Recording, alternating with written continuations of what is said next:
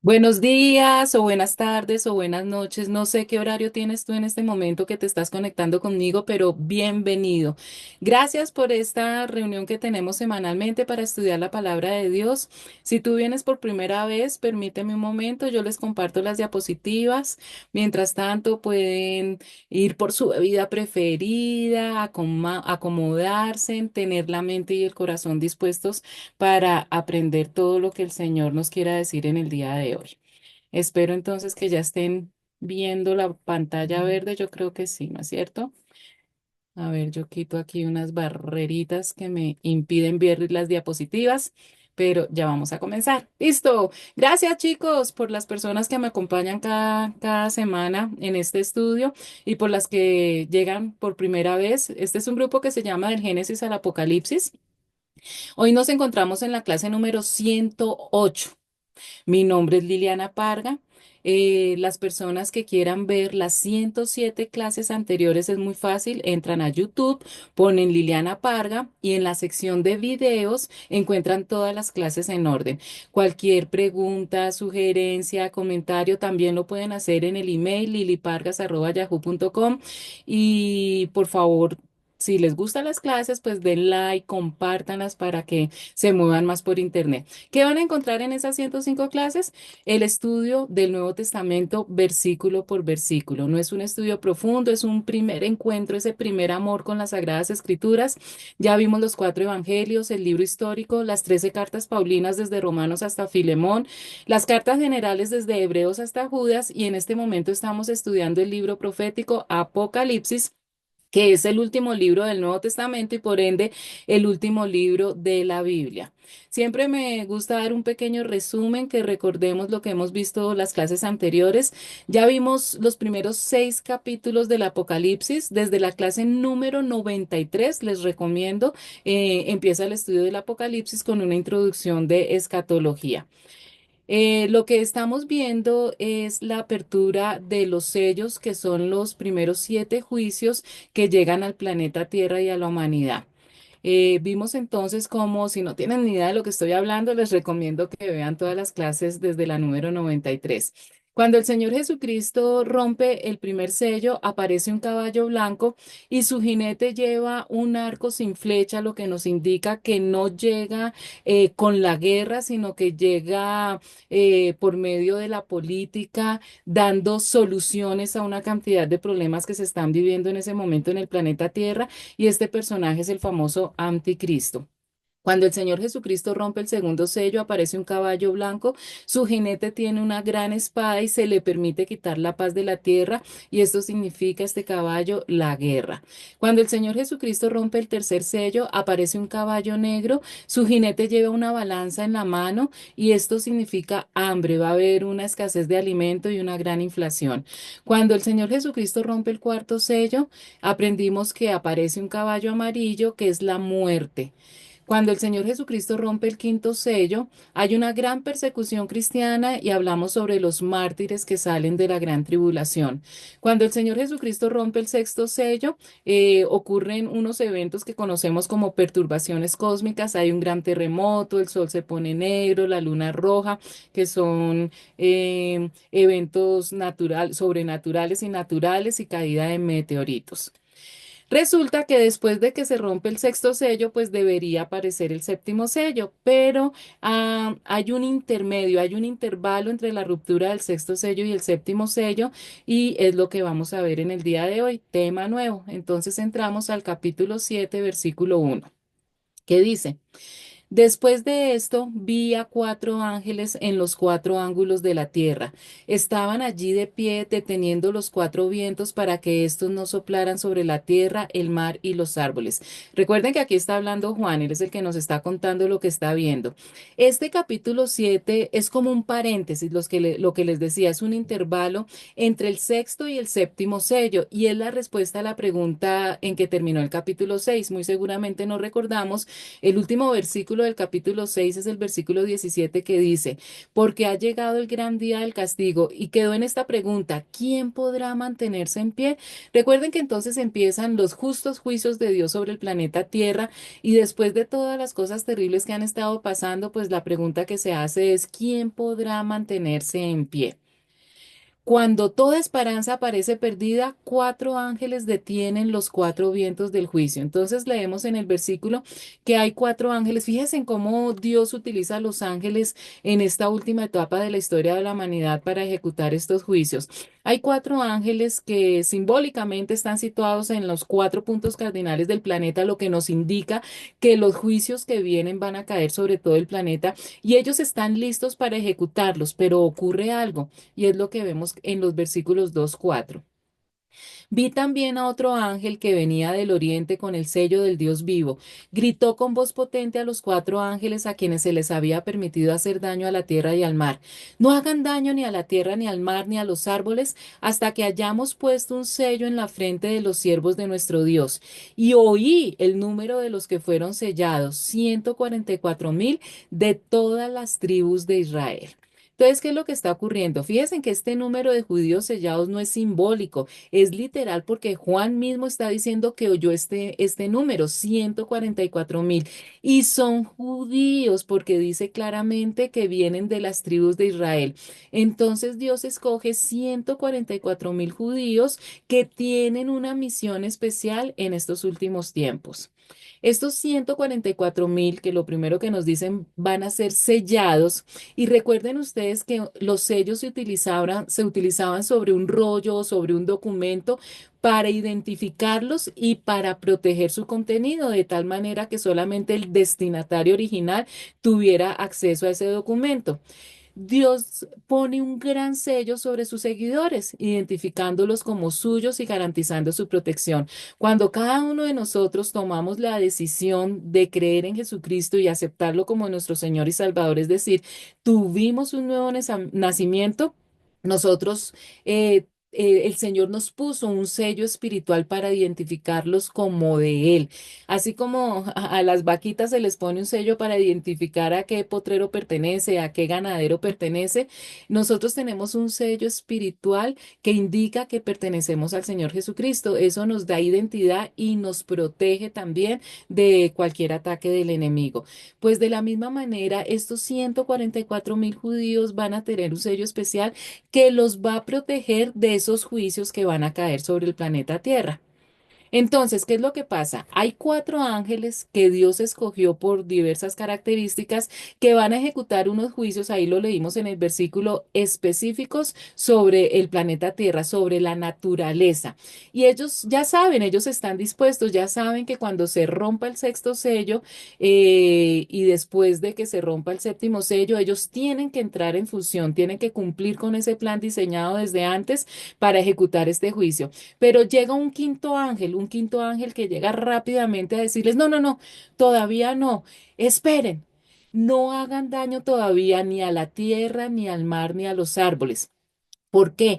Porque primero tengo que ponerle un sello, el sello de Dios, en la frente de sus siervos. ¿A qué siervos se refiere? A estos 144,000 judíos. Tienen que tener este sello de protección para que estos juicios que van a ejecutar estos cuatro ángeles no les vayan a hacer daño y ellos puedan cumplir con la función que Dios les ha designado desde un principio. Versículos 5 a 8. De la tribu de Judá fueron sellados 12,000, de la tribu de Rubén 12,000, de la tribu de Gad 12,000, de la tribu de Aser 12,000, de la tribu de Neftalí 12,000, de la tribu de Manasés 12,000, de la tribu de Simeón 12,000, de la tribu de Leví 12,000, de la tribu de Isaacar 12,000, de la tribu de Zabulón 12,000, de la tribu de José 12,000, de la tribu de Benjamín 12,000. Aunque a ustedes les parezca un poquito harto leer esta lista, esta genealogía, es muy importante que sepamos algunos detallitos. Primero, esta lista es diferente a la genealogía que encontramos en Lucas y en Mateo. Fíjense en que aquí es muy importante identificar que aquí está nombrando a los hijos de Jacob. Recuerden que el pacto que Dios hizo, las promesas que Dios hizo sobre la nación de Israel y que también recae sobre todo el planeta Tierra a través de Jesucristo, viene a través de Abraham, la primera persona que Dios llamó, su hijo Isaac y su hijo Jacob, que Dios le cambia el nombre por Israel. De ahí que hablamos de la nación de Israel. Jacob o Israel tiene 12 hijos que forman las 12 tribus de Israel, que son la base de la nación. Y aquí los nombra porque estos hijos son de donde van a salir los 144.000. Es muy fácil, son 12 tribus. De cada una de las tribus, Dios escoge 12.000 de sus miembros. Entonces, 12.000 por 12 simplemente es una multiplicación sencilla, da 144.000 sellados, donde no da lugar a duda que se trata que vienen de las tribus de Israel. Son judíos. Pero aquí hay unos detallitos importantes. Primero que todo, aunque el registro de las tribus se perdió en el año 70 cuando los romanos invadieron Jerusalén, Dios sí sabe a qué tribu pertenece cada judío. Sin embargo, a estas alturas se ha tratado de volver a armar esa genealogía y muchos de los judíos ya saben a qué tribu pertenecen, pero definitivamente Dios sí sabe, no va a tener ningún problema de escoger los judíos de cada tribu porque Él sí sabe a qué tribu pertenece cada uno de ellos. Entonces, recuerden ustedes que el hijo mayor es Rubén, pero Rubén pierde la primogenitura. Ahora les cuento por qué. En el oriente y en la nación de Israel se acostumbraba que el primogénito, el hijo mayor, recibe doble porción de herencia. Entonces, cuando la nación de Israel sale de su esclavitud en Egipto y van a reconquistar nuevamente la tierra prometida y ellos reciben porciones de tierra para cada tribu, es muy importante saber este orden porque el primogénito va a recibir doble porción de tierra por ser el primogénito. Pero en este caso, Rubén pierde su primogenitura y esta es dada a José. Por eso, en la repartición de las tierras, el que recibe porciones son sus dos hijos, Efraín y Manasés. Resulta que aunque hay un personaje más, porque son dos hijos, no son 13, sino siguen siendo 12, porque los levitas, los descendientes de la tribu de Leví, no reciben tierra porque ellos son los sacerdotes del templo. Entonces su herencia es servir a Dios en el templo. Ellos van a vivir en las diferentes ciudades de las diferentes tribus para trabajar en el templo. Entonces, ni la tribu de José ni la tribu de Leví reciben porción de tierra, sino que en vez de José reciben sus dos hijos, Efraín y Manasés. ¿Qué es lo que pasa en la lista que acabamos de leer? Que no nombran ni a la tribu de Dan ni a la tribu de Efraín. Por alguna razón que ya les voy a contar, Efraín, uno de los hijos de José, es sacado de la lista al igual que Dan. En lugar de ellos, Dios coloca nuevamente a Leví y a José, descendientes de Leví y de José, por lo tanto, siguen siendo 12 tribus. La primera tribu que menciona es Judá, cuando el primogénito fue Rubén, debido a que el Señor Jesucristo viene de esa tribu. Nos lo dice Génesis 49:10. El cetro no se apartará de Judá, ni de entre sus pies el bastón de mando, hasta que llegue el verdadero rey, quien merece la obediencia de los pueblos. Entonces, ese linaje real debería también haber llegado a través de Rubén el primogénito, pero como Rubén pierde, ese privilegio se le es dado a Judá porque Jesús viene de la tribu de Judá. ¿Por qué Rubén perdió su primogenitura? Nos lo cuenta Primera de Crónicas, capítulo 5, versículos 1-2, que dice. Rubén era el primogénito, pero en la genealogía no fue reconocido como tal por haber profanado el lecho de su padre. Su derecho de primogenitura pasó a los hijos de José, hijos de Israel. Y aunque es verdad que Judá fue más poderoso que sus hermanos y hasta llegó a ser jefe de ellos, la primogenitura pasó a José. Si ustedes leen todo el libro de Crónicas y leen Génesis, van a enterarse que Rubén tuvo relaciones sexuales con una de las concubinas de su papá Jacob. Entonces, por esa inmoralidad sexual, perdió su primogenitura que se le pasó a José y perdió el derecho de la realeza también por esa inmoralidad sexual que se le pasó a Judá, a la tribu de Judá, por lo que de esa tribu venía el Señor Jesucristo. ¿Por qué Dan fue sacado de las tribus en esta lista dado en Apocalipsis? Nos lo cuenta Génesis 49, 16, 17. Dan hará justicia en su pueblo como una de las tribus de Israel. Dan es una serpiente junto al camino, una víbora junto al sendero que muerde los talones del caballo y hace caer de espaldas al jinete. Esta fue la bendición dada por Jacob antes de morir. Él llama a sus 12 hijos y a cada uno de ellos les da una bendición, que es una profecía de lo que iba a ocurrir con su linaje, con el linaje de cada tribu. Y aquí pues la profecía que la bendición que le da Jacob a su hijo Dan, pues es compararlo con una serpiente. La tribu de Dan tenía una historia de desviarse del culto a Jehová y participar en la oración de ídolos, es decir, llegó a separarse tanto del camino de Dios y se volvió tan idólatra que por eso al final no es contado dentro de la nación de Israel. Porque Efraín fue sacado de las tribus, nos lo cuenta Oseas 4:17. Vamos a leer solo ese versículo porque hay otros versículos que también nos cuenta por qué Efraín es sacado de las tribus. Efraín se ha aliado con las imágenes, pues que se quede con ellas. Entonces es por la misma razón, por idolatría y por otras cosas terribles que ustedes van a leer cuando hagan su estudio del Antiguo Testamento. Entonces, tanto Efraín como Dan son sacados de la lista de Apocalipsis por la idolatría y porque definitivamente se apartaron totalmente de los caminos de Dios. Sigamos entonces, versículos 9 y 10. Después de esto miré y apareció una multitud tomada de todas las naciones, tribus, pueblos y lenguas. Era tan grande que nadie podía contarla. Estaban de pie delante del trono y del cordero, vestidos de ropas blancas y con ramas de palma en la mano. Proclamaban a gran voz, la salvación viene de nuestro Dios que está sentado en el trono y del cordero. Entonces esto es hermosísimo porque Juan ve en el cielo esta gran multitud de mártires que salen de la gran tribulación cantando y alabando al Señor. Esta visión debe haber renovado el gozo de Juan al darse cuenta de que la iglesia sobrevivía al final y que millones de cristianos estarían en el cielo. Recuerden que Juan ha estado viendo una serie de juicios que caen sobre el planeta Tierra por una cantidad de rebeliones y de pecados por parte de la iglesia cristiana y de la humanidad en general. Juan debió sentirse muy agobiado y muy triste al saber que ese cristianismo por el cual él estaba dando su libertad y que iba a dar su vida, iba a llegar a profanarse tanto. Pero al ver que al final sí iba a convertirse en mucha gente, debió sentir mucho gozo. La multitud en el cielo alaba a Dios diciendo, la salvación pertenece a nuestro Dios que está sentado en el trono y al Cordero. Entonces la salvación del castigo del pecado puede venir solo por medio de Jesucristo. Esto no lo corrobora que solo viene por fe. Versículos 11-12. Todos los ángeles estaban de pie alrededor del trono, de los ancianos y de los cuatro seres vivientes. Se postraron rostro en tierra delante del trono y adoraron a Dios diciendo, Amén.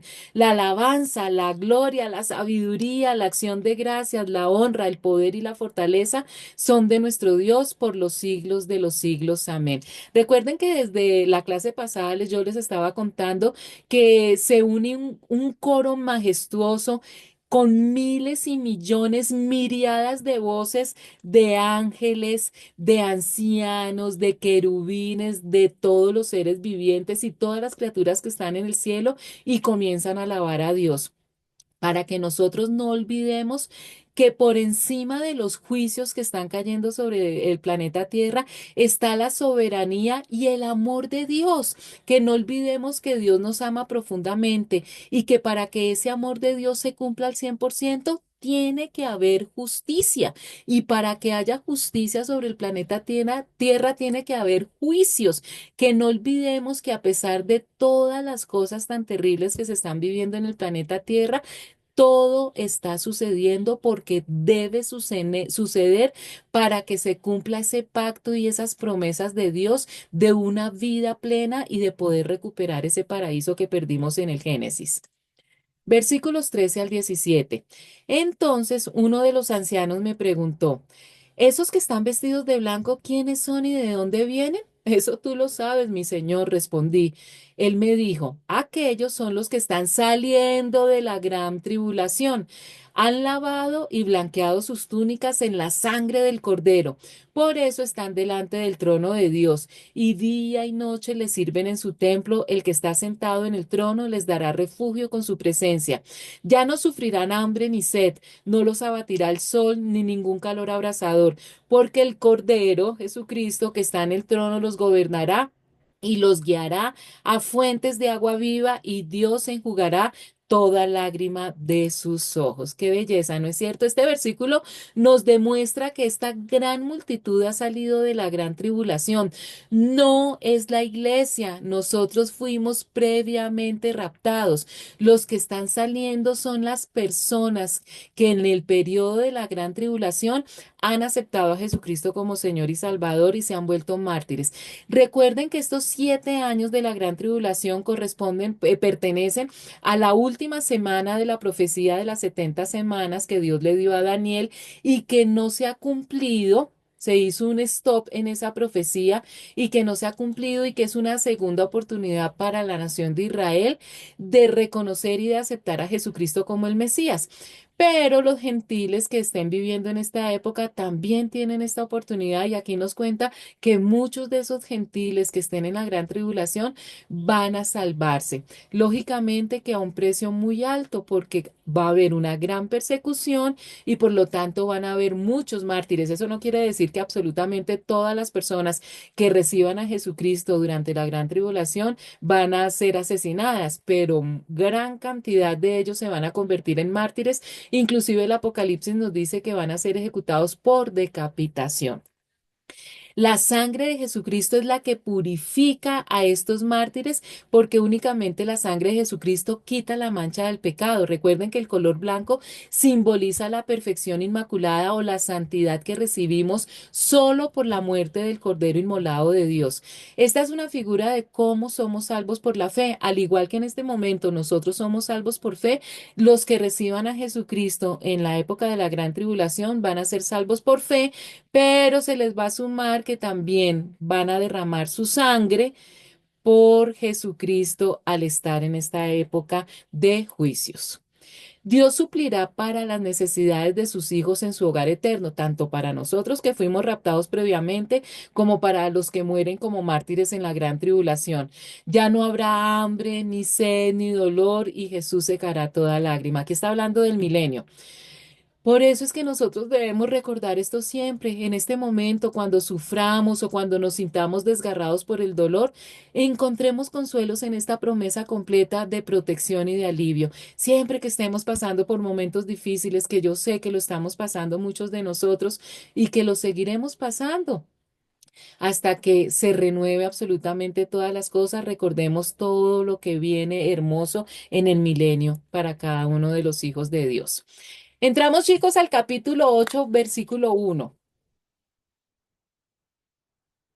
Y dice, cuando el Cordero rompió el séptimo sello, hubo silencio en el cielo como por media hora. Por fin, después de este intervalo entre la ruptura del sexto sello, por fin se rompe el séptimo sello y nos dice que el Señor Jesucristo lo rompe. Pero resulta que hay silencio. Entonces, el séptimo sello Jesús lo rompe y nos dice que en el cielo hay silencio. Y nos dice que ese silencio dura media hora. Resulta que media hora es lo mismo que 30 minutos. ¿Se acuerdan ustedes que hemos hablado de la importancia y del significado y del simbolismo de los números en la Biblia? Pues el número 30 tiene también un significado muy importante. Significa duelo. Duelo es esa temporada, ese espacio, esa etapa cuando se está pasando por un dolor tan fuerte que el alma está totalmente turbada, está totalmente triste por alguna pérdida grande o por algún evento desgarrador que nos ha sucedido.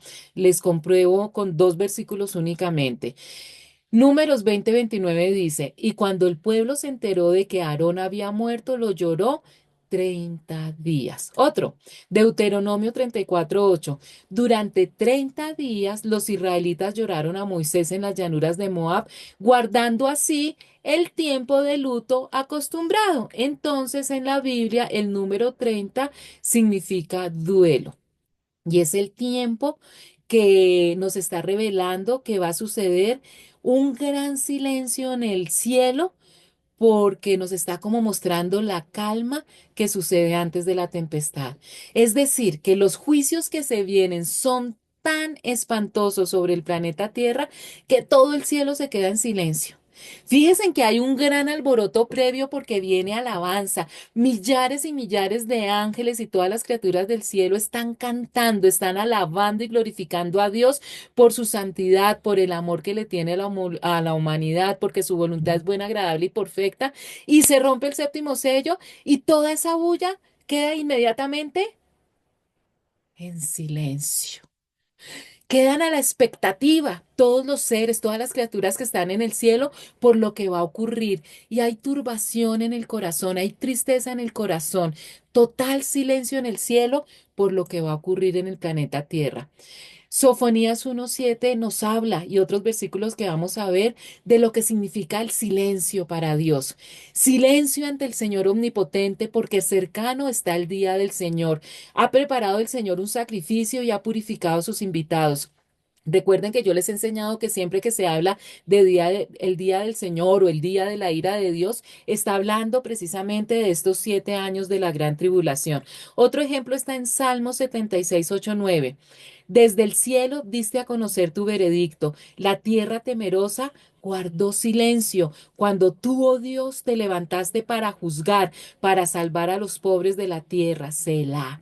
Recuerden que los salmos son cantos y así como en las canciones siempre se tiene en cuenta la melodía, las armonías, los tonos, también se tienen en cuenta los silencios, que es lo que significa esta otra última palabra. Selah significa ese silencio que hay en la música y que es tan importante como los sonidos. Aquí nos está hablando de ese silencio que es muy importante en el cielo por todos los juicios que van a venir sobre el planeta Tierra y la humanidad. Zacarías 2:13 dice, que todo el mundo guarde silencio ante el Señor, que ya avanza desde su santa morada. ¿Se acuerda que vimos cuando Juan nos cuenta los pies de bronce del Señor Jesucristo? Él está avanzando para los juicios sobre el planeta Tierra y por eso se hace silencio. Habacuc 2:20, en cambio el Señor está en su santo templo, guarde toda la tierra silencio en su presencia, esa calma en el cielo, pero con angustia, con dolor, porque viene el juicio sobre el planeta Tierra. Versículo 2. Y vi a los 7 ángeles que están de pie delante de Dios, a los cuales se les dieron 7 trompetas. Juan nos sigue contando lo que ve. Entonces, ¿qué pasa?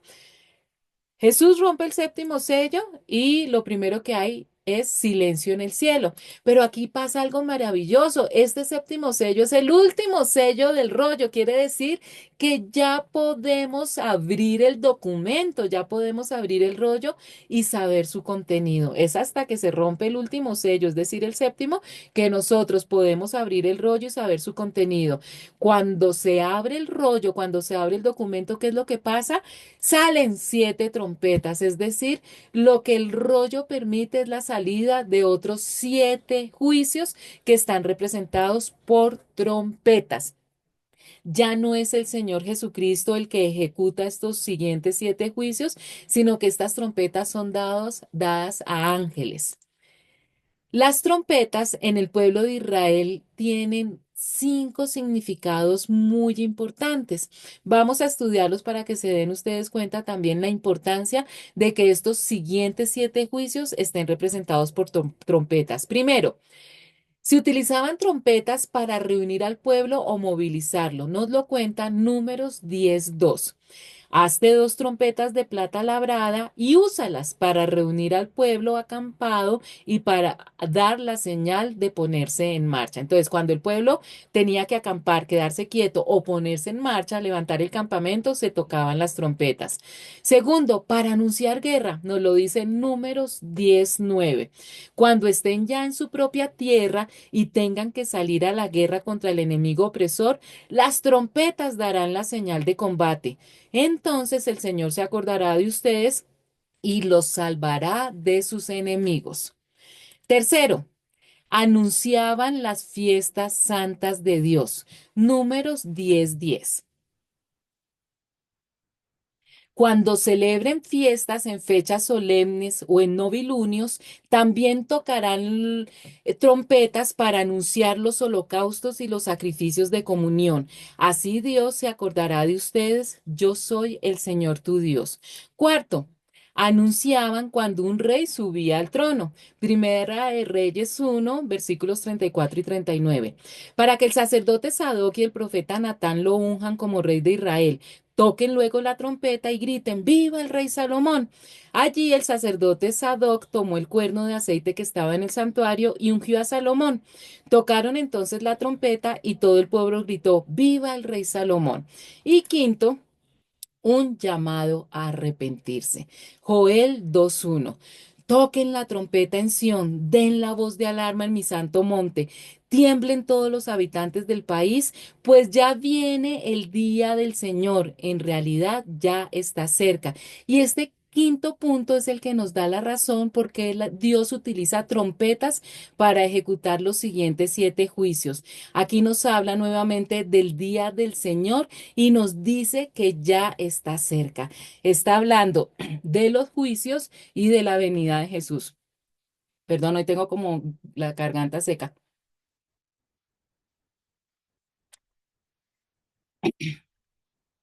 Entonces, estos últimos juicios son los juicios de las 7, son el segundo bloque, no son los últimos, todavía falta otro último bloque. Los juicios de las 7 trompetas.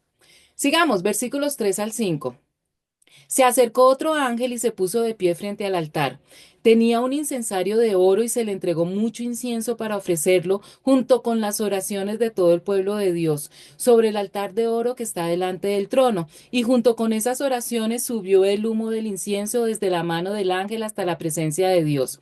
Luego el ángel tomó el incensario y lo llenó con brasas del altar, las cuales arrojó sobre la tierra y se produjeron truenos, estruendos, relámpagos y un terremoto. Y nosotros con esas ganas de saber qué pasa con los juicios de las trompetas, pero Juan nos sigue contando otras cosas. Otro ángel que utiliza a Dios y nos habla sobre un altar, que Juan ve un altar. El altar estaba en el lugar santísimo del templo, separado por un velo del lugar santo. Recuerden que en el cielo está el original del altar, que el que se construyó aquí en la tierra era una copia, una sombra del verdadero.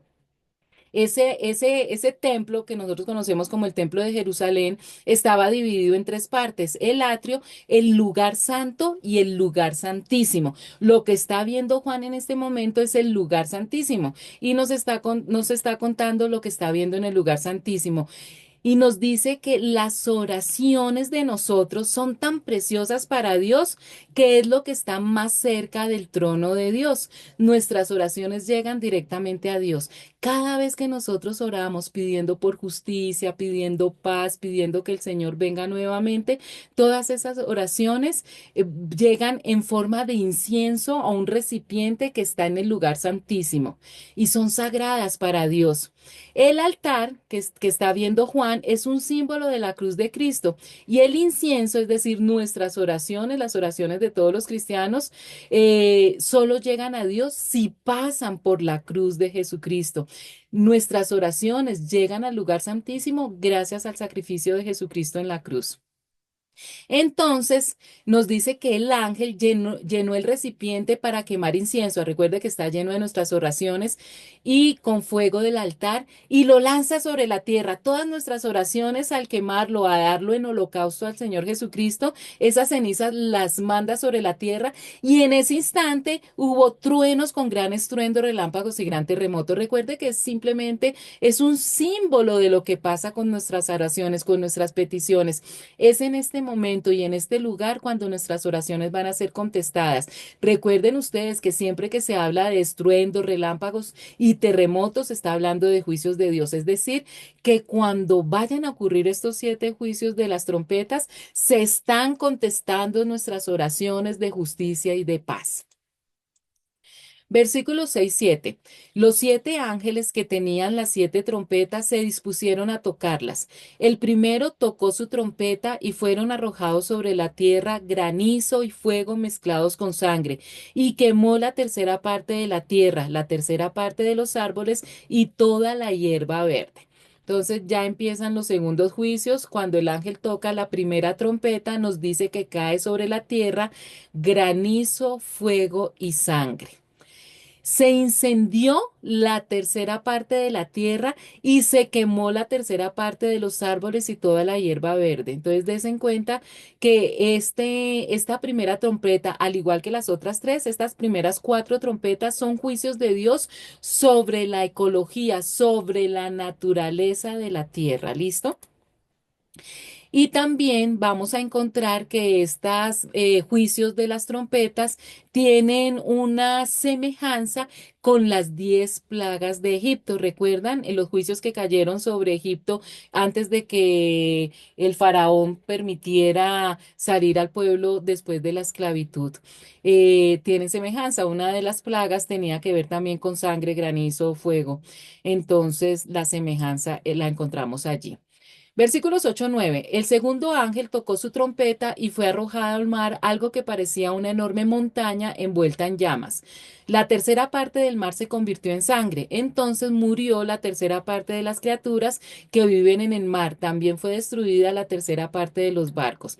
Entonces, cuando el segundo ángel toca la trompeta, nos dice que una gran montaña se desprende. Está hablando de un gran volcán que hace erupción y cuando la montaña hace erupción y se destruye totalmente, toda esa masa de tierra gigantesca cae sobre el mar, trayendo una cantidad de desastres, tsunamis y otras cosas. Recuerden que cuando un volcán erupciona, no solamente estamos hablando de la lava, de la ceniza, sino de toda esa tierra que va a traer mucha destrucción.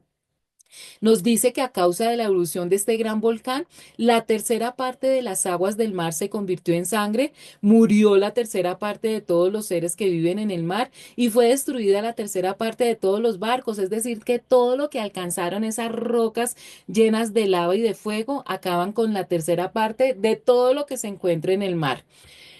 Aunque parezca increíble, este suceso ya ha pasado en el planeta Tierra. Resulta que para los que no saben, el 20 de mayo de 1883, el Krakatoa, un volcán en Indonesia, tuvo una erupción catastrófica. Cuando este volcán hizo erupción, causó grandes malestares sobre el planeta Tierra. Primero, destruyó gran parte del conjunto de islas, lo que ocasionó la desaparición del archipiélago. También ocasionó un tsunami en el estrecho de Sonda que provocó la muerte de 435 personas.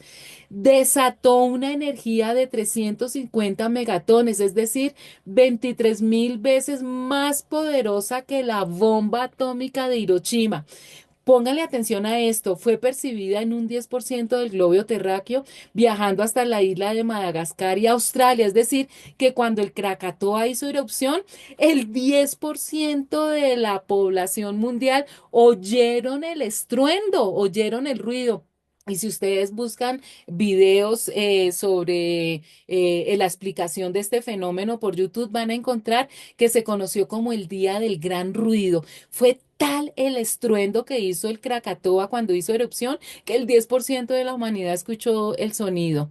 Los tsunamis posteriores a la explosión alcanzaron los 40 metros de altura y destruyeron 163 aldeas a lo largo de la costa de Java y de Sumatra, matando un total de 36.417 personas. Ocasionó un gran desastre. Nosotros, nuestra generación, también vimos un desastre similar, aunque este volcán no fue por un volcán, sino fue por un un maremoto subterráneo que causó un gran tsunami por los años 2000. ¿Recuerdan ustedes? Bueno. Entonces aquí el Apocalipsis nos está diciendo que cuando se toque la segunda trompeta va a ocurrir algo similar o de peor magnitud. Un gran volcán o una serie de volcanes van a hacer erupción.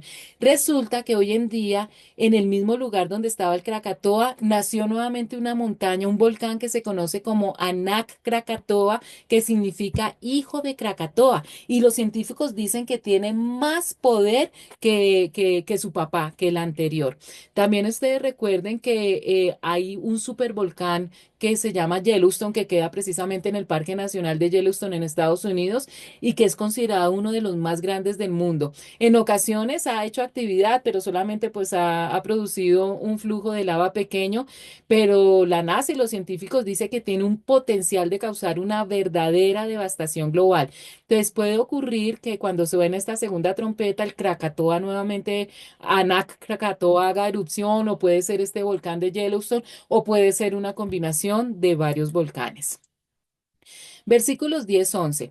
El tercer ángel tocó su trompeta y una enorme estrella que ardía como una antorcha cayó desde el cielo sobre la tercera parte de los ríos y sobre los manantiales. La estrella se llama Amargura. En la Reina Valera se decía la estrella se llama Ajenjo. Y la tercera parte de las aguas se volvió amarga y por causa de esas aguas murió mucha gente. Entonces, cuando el tercer ángel toque su trompeta, nos dice que un gran meteorito va a caer sobre el planeta Tierra. En el idioma original, la palabra estrella en griego es aster y significa asteroide, meteorito o cometa. Este tercer juicio de Dios alcanza los ríos y los pozos y toda agua dulce y las va a convertir en aguas amargas. Eso significa la palabra ajenjo. Entonces, fíjese que ya se destruyó toda la naturaleza, gran parte de la naturaleza, la tercera parte de la naturaleza, árboles, hierba. Con la segunda trompeta se destruyen parte del mar, de los peces, de los barcos, y esta tercera trompeta destruye las aguas dulces. No solamente entonces no va a haber comida, sino que va a haber gran problema para conseguir agua potable. Versículo 12. El cuarto ángel tocó su trompeta y fue asolada la tercera parte del sol, de la luna y de las estrellas, de modo que se oscureció la tercera parte de ellos. Así quedó sin luz la tercera parte del día y la tercera parte de la noche.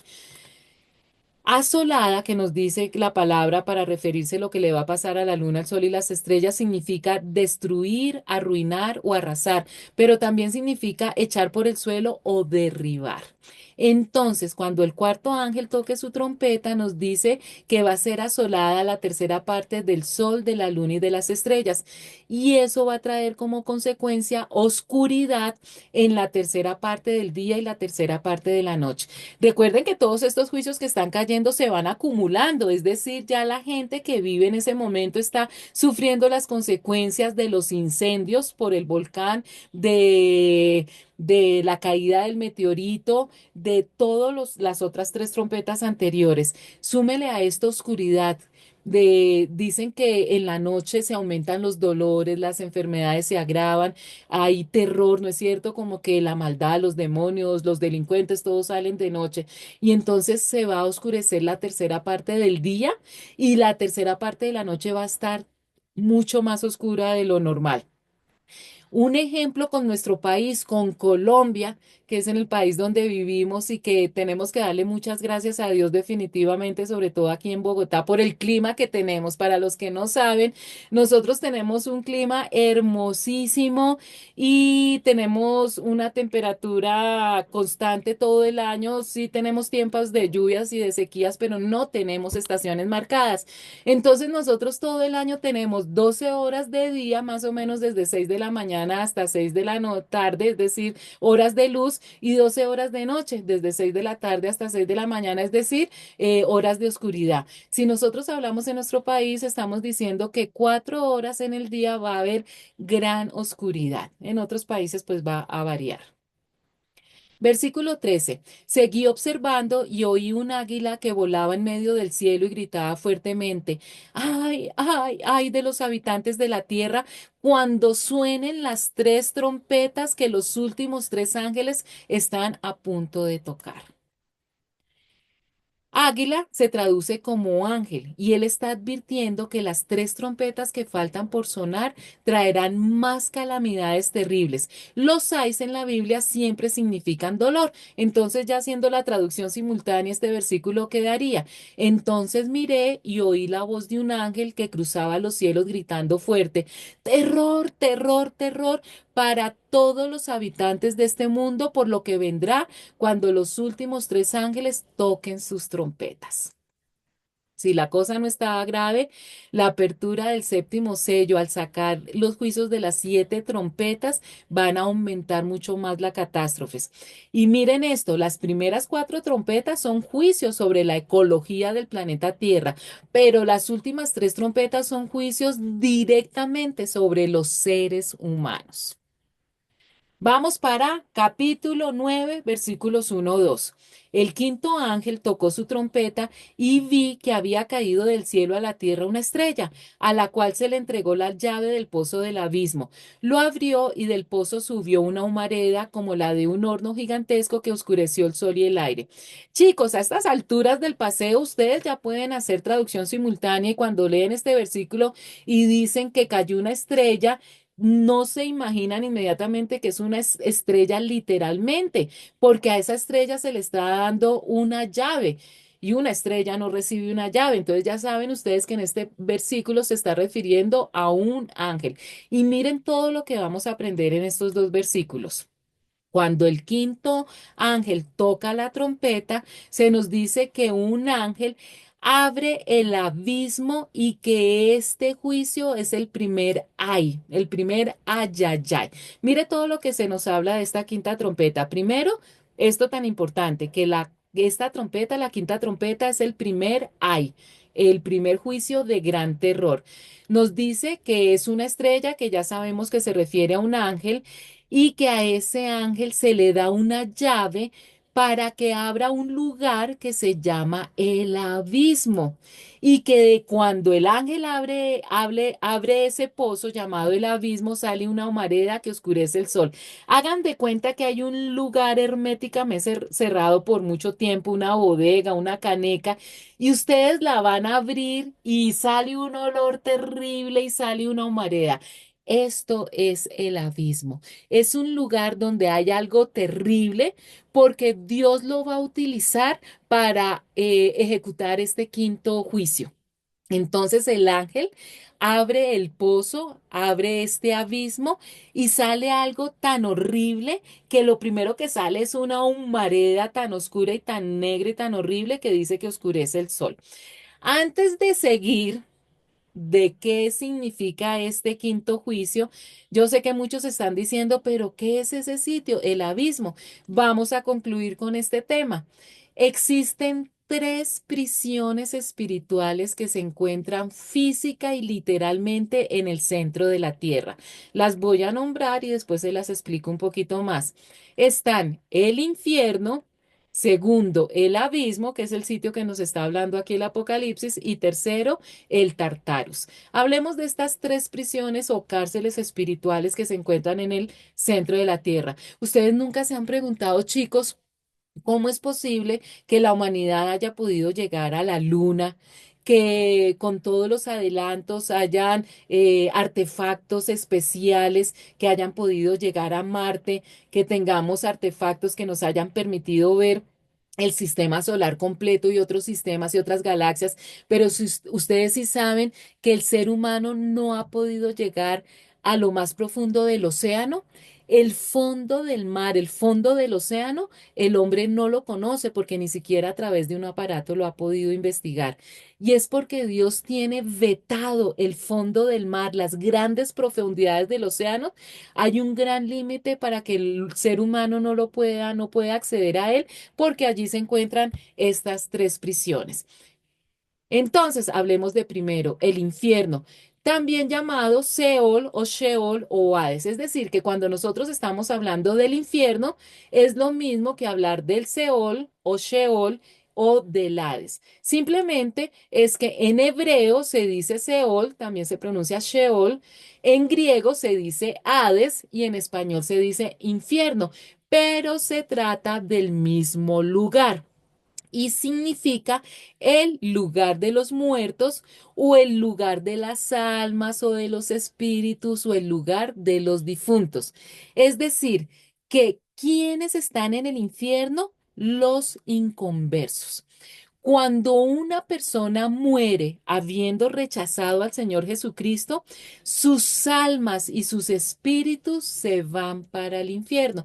Recuerden que el cuerpo, nosotros los seres humanos, somos creados a imagen y semejanza de Dios, y esa semejanza e imagen se refiere, uno de los puntos, a que como Dios es trino, nosotros también somos trinos. Nosotros tenemos cuerpo, alma y espíritu. El cuerpo es la parte perecedera, por eso cuando nosotros morimos, no importa lo que le pase al cuerpo, puede enterrarse, puede cremarse, nos puede comer un tiburón, podemos morir en un incendio, no importa, porque el cuerpo a los que somos salvos se nos va a reemplazar por un cuerpo glorificado, ¿listo? Lo que se va a donde se tiene que ir según tú hayas aceptado o rechazado a Jesucristo es el alma, que viene de la palabra psiquis y está compuesta por mente, emociones y voluntad. Nosotros no perdemos la memoria, nosotros no perdemos nuestras emociones ni nuestro libre albedrío. Nuestra alma y nuestro espíritu, que es la parte de nuestro ser que nos permita comunicarnos con Dios, nuestra alma y nuestro espíritu, cuando hemos aceptado a Jesucristo como Señor y Salvador y nos morimos, se va a un lugar que se llama el paraíso, que se encuentra en el tercer cielo. Y si la persona ha rechazado a Jesucristo, se va a este lugar, se va al infierno, ¿listo? Esperando la resurrección al final del milenio para el juicio del gran trono blanco. La otra cárcel es el abismo, que es la que nos interesa precisamente para este estudio, porque es el que se nombra aquí en este versículo que estamos estudiando, y se define como la más grande profundidad. Esta palabra, el abismo, suele usarse para aludir a un pozo en lo más profundo del océano, es decir, aguas profundas donde el hombre no ha tenido acceso. Y de este lugar nos habla la Biblia, y sabemos por la Biblia que es allí donde se encuentran algunos demonios. Este sitio está lleno de demonios. En el infierno no hay demonios. En el infierno están los seres humanos que han muerto rechazando a Jesucristo. Es aquí, en el abismo, donde se encuentran los demonios. Recordemos un poquito la historia del endemoniado gadareno que encontramos en el Nuevo Testamento, en varios evangelios, en Lucas. Recuerdan que cuando Jesucristo llegó a la región de Gadara, tuvo un encuentro con un hombre endemoniado que estaba asolando todo el territorio, que vivía en el cementerio, que tenía gran fuerza. Nos dan una característica de este endemoniado, y cuando el Señor Jesucristo tiene un encuentro con él porque lo va a sanar, lo va a liberar, lo primero que le pregunta es cómo se llama. Eso lo encontramos en Lucas 8, 30, 31. ¿Cómo te llamas?, le preguntó Jesús. Legión, respondió, ya que había entrado en él muchos demonios. Fíjense en esto. Cuando Jesús confronta al demonio y le pregunta su nombre, él le dice que se llama legión. Una legión en el ejército romano estaba compuesta por 6.000 soldados. Es decir, que este individuo estaba poseído por 6.000 demonios. Pero mire lo que nos dice en el versículo 31. Y estos, es decir, estos 6.000 demonios, le suplicaban a Jesús que no los mandara ¿a dónde? Al abismo, que no los mandara a la cárcel.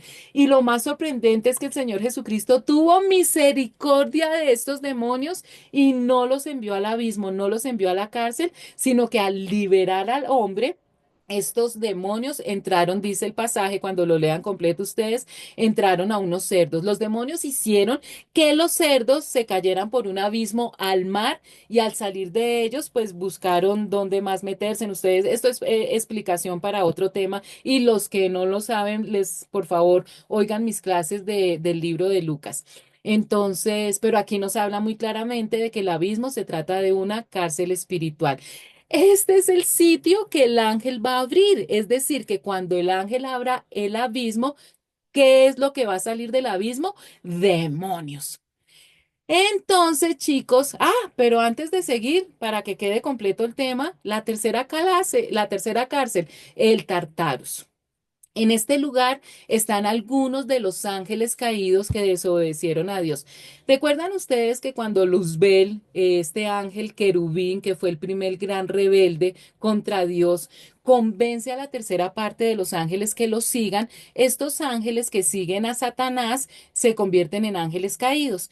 Resulta que una porción de estos ángeles caídos cometieron un gravísimo pecado mucho mayor que rebelarse, o no mayor, sino otro, le sumaron otro pecado a la rebelión contra Dios que se encuentra en Génesis 6. Pero mire lo que nos habla Judas 1:6 de este lugar del Tartarus. Y a los ángeles que no mantuvieron su posición de autoridad, sino que abandonaron su propia morada, los tiene perpetuamente encarcelados en oscuridad para el juicio del gran día. Yo sé que este tema le gusta a muchas personas, Génesis 6, que habla de los famosos Nefilim. Entonces, un grupo de estos ángeles caídos, cuando ven a las mujeres, este relato está en Génesis 6, tuvo relaciones sexuales con las mujeres y de esa relación nace una raza que se conoce como los grandes gigantes que habitaron la tierra, los Nefilim, pero de eso pues no vamos a hablar ahora porque no es el tema. Entonces, simplemente para que ustedes sepan que el Tartarus es otra de las cárceles espirituales. Pero entonces a nosotros lo que nos interesa es qué pasa con todos esos demonios que salen del abismo, porque un ángel, precisamente este juicio, es que el ángel abre el abismo y salen una cantidad de demonios. Pero como ya nos llegó la hora, tan, chicos, vamos a dejar este tema para la próxima clase. Entonces no se la pierdan dentro de 8 días. Vamos a continuar entonces con los juicios de las trompetas. Espero que estén entendiendo, que sobre todo su corazón y su mente estén asimilando que todas estas cosas tan terribles tienen que ocurrir para que la justicia en pleno reine sobre el planeta Tierra. Por eso la urgencia de nosotros cumplir con la gran comisión y hablarle a todos nuestros seres queridos y a todas las personas que Dios pone en nuestro camino, a nuestro prójimo, del plan de salvación, para que ellos no tengan que pasar por esta gran tribulación y vivir todos estos juicios. Los espero entonces, Dios mediante, dentro de 8 días, que tengan una hermosa semana. Bendiciones.